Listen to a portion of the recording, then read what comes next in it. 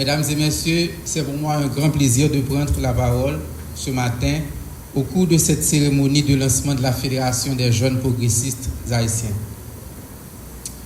Je tiens à saluer chaleureusement cette initiative et à féliciter ces jeunes qui ont consenti pas mal de sacrifices en ces instants difficiles pour se rassembler, se mettre ensemble autour d'une vision d'organiser cette jeunesse courageuse, cette jeunesse qui lutte au jour le jour pour s'offrir un avenir.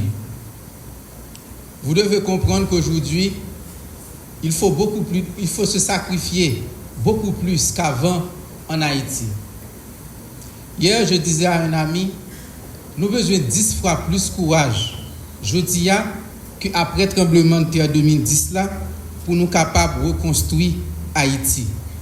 Mais à vous, chers jeunes, qui avez pris cette initiative de monter cette fédération, je voudrais vous conseiller le courage de rester égal à vous-même, le courage de rester honnête, le courage de rester crédible en ces temps où beaucoup ont failli et se sont laissés emporter.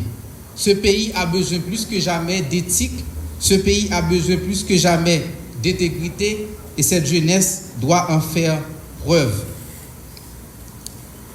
Cette fédération est en train d'être lancée dans un contexte où le pays a besoin de nouveaux leaders. Haïti a besoin de nouveaux leaders aujourd'hui dans tous les domaines et dans tous les secteurs. On dirait que nous vivons un pays qui est démantelé, un pays qui est en décomposition.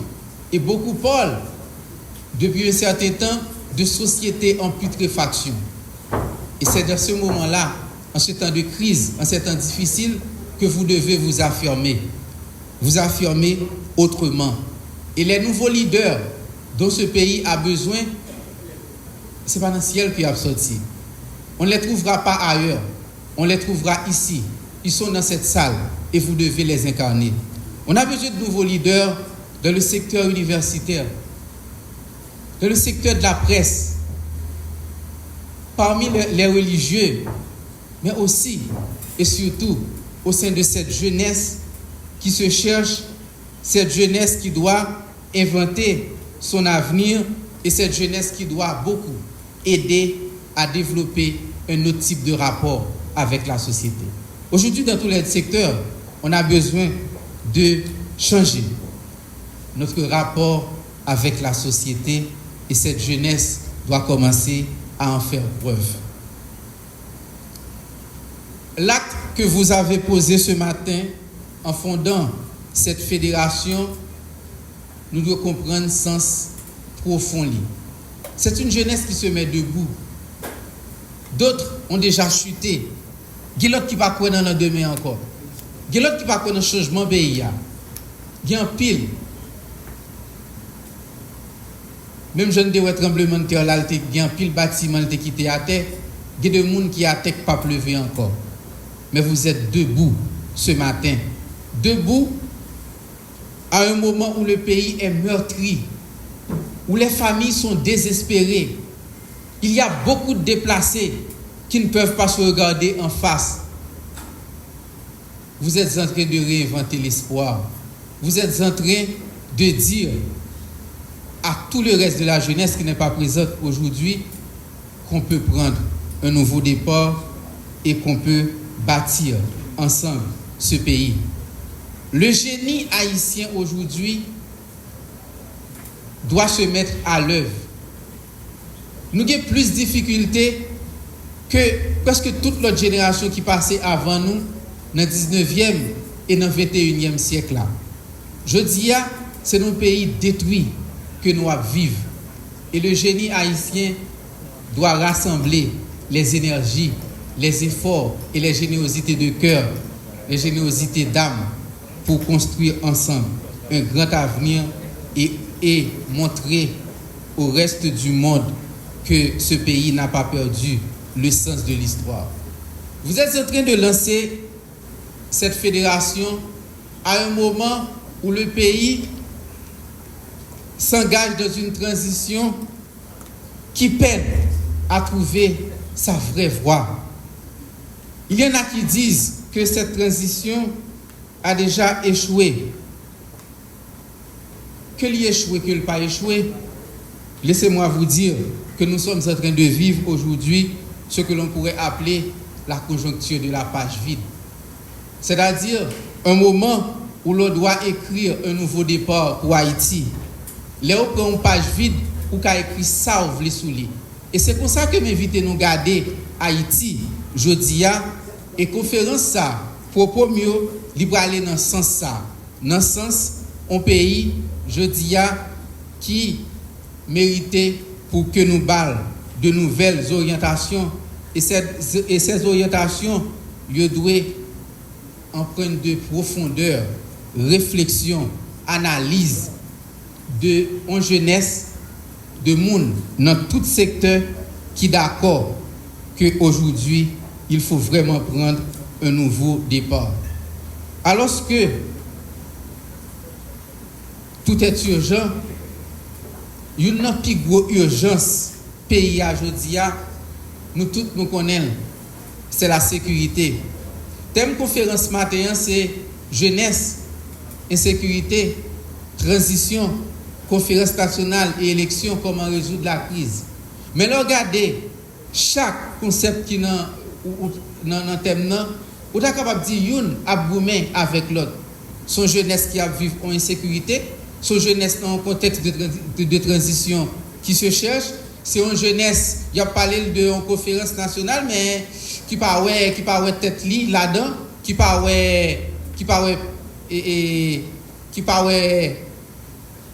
profondeur là-dedans, et qui pas mise en place de conférence nationale ça dans un contexte assez difficile.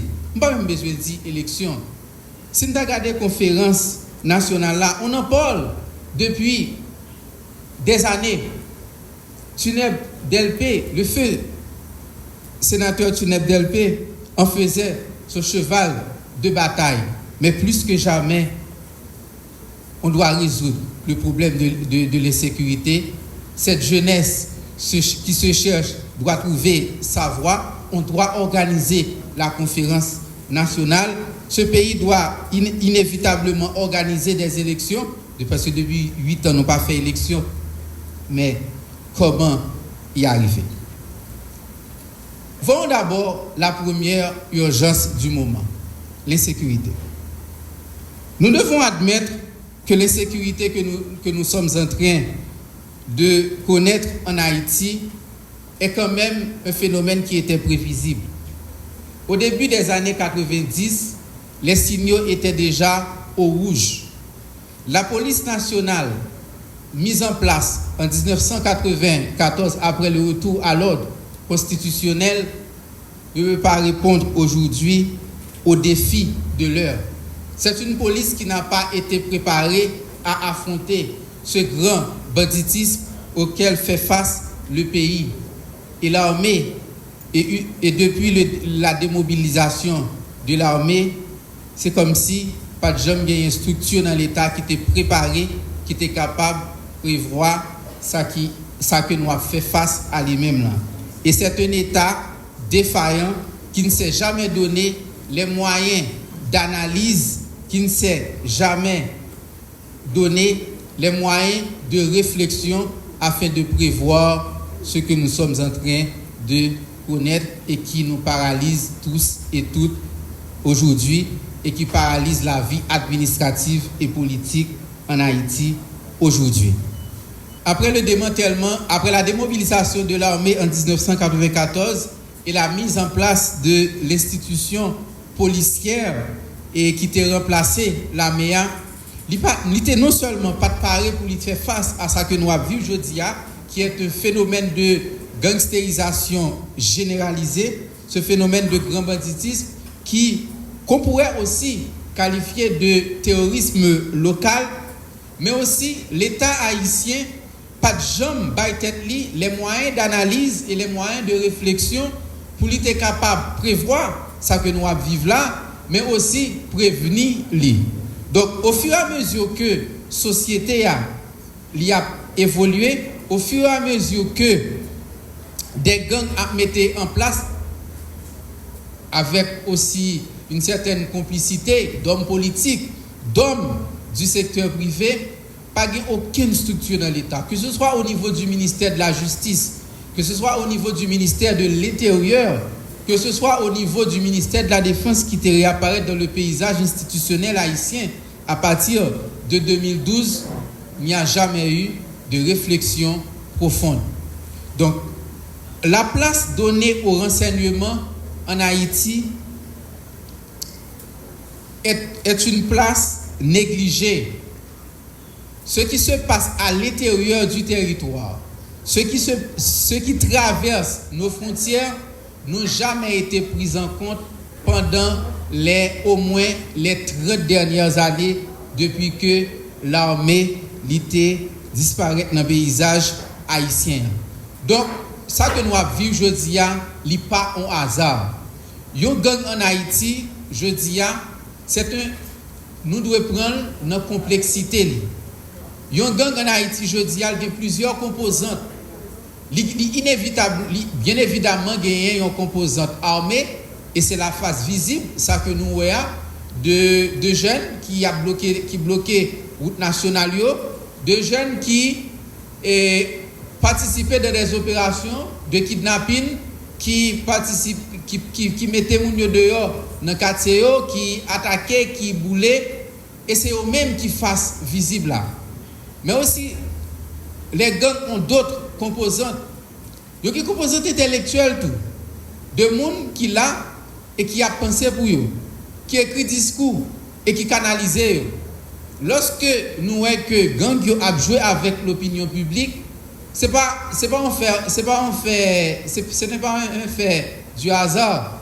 C'est parce que quelque part, il y a un laboratoire qui pense pour ces jeunes, malheureusement, qu'on a armés. Gang a des composantes économiques et des composantes politiques tout. Et souvent nous entendons, lorsque vous avez une chance de faire des interviews ou bien vous exprimez sur les réseaux sociaux, et bien vous dites que vous avez gagné complicité avec tel homme d'affaires, vous avez gagné complicité avec tel homme politique.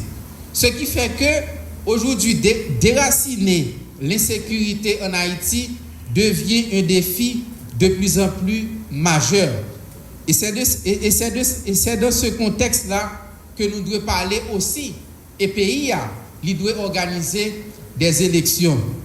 Est-ce que, dans un tel climat, on peut organiser des élections? On est en train de parler de réforme constitutionnelle. Il y a une commission que dirige l'ancien député Jerry Tardieu qui est mise en place et qui travaille d'arrache-pied, qui mène des consultations et qui cherche à se donner une légitimité au sein de la population en consultant les différents secteurs, les différentes personnalités. Mais on dirait que la commission qui travaille sur la réforme constitutionnelle, là, la travaille de côté, et puis tout pays, même de notre côté, il a pensé à un autre bagaille. Il est submergé par le poids du phénomène de l'insécurité. Moi, je pense que inévitablement, on doit arriver à organiser des élections dans ce pays. Mais est-ce que Haïti, véritablement, a un problème d'organiser l'élection? Je le dis souvent, on a surtout besoin d'organiser de bonnes élections. En 2000, on a organisé des élections. En 2006, en 2010 et même en 2015, à 4 reprises, ces élections générales ont abouti à une crise post-électorale. Comment éviter aujourd'hui que nous organisions des élections et nous pas aboutir à une crise post-électorale? Je pense que l'organisation des élections, des prochaines élections, doit être l'accomplissement de processus de refonte en Haïti. Et cette refonte ne peut s'opérer qu'à travers la conférence nationale. Dommage que le monsieur Augustin est déjà parti, même si c'est qu'il est important pour qu'il t'étende ça. Il y a un piège aujourd'hui à éviter. dans cette conjoncture que j'appelle la conjoncture de la page blanche. C'est le piège de restreindre les missions de cette transition à la résolution du problème de l'insécurité et à l'organisation des élections. Comme si nous voulons. Si 20 000 hommes de troupes débarquaient en Haïti avec les moyens nécessaires, ils ont mené les opérations militaires et policières et ils ont rétabli un niveau acceptable de sécurité. On arrive à organiser des élections dans 10 ans, il n'y a pas obligé de retourner encore parce que racine crise là, il est là et il est profond. Haïti est en train d'accomplir un cycle. Nous devons comprendre ça. Le système qui est mis en place depuis 1806, c'est ça qui a accompli aujourd'hui. Le phénomène de l'insécurité que nous vivons aujourd'hui, un premier élément qui à la base c'est inégalité et exclusion qui est dans le pays, qui fait que nous sommes capables d'exploiter de jeunes dans les quartiers populaires. Et depuis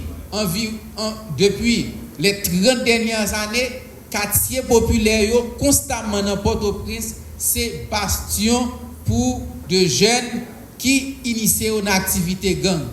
Et exode rural là, que inégalité et exclusion sociale accélérée dans le pays, toujours fait que même si, je dis, où tu as éliminé des dizaines, des centaines ou des milliers de jeunes qui sont dans le gang là, a toujours dans le quartier populaire, le recrutement a fait très facilement.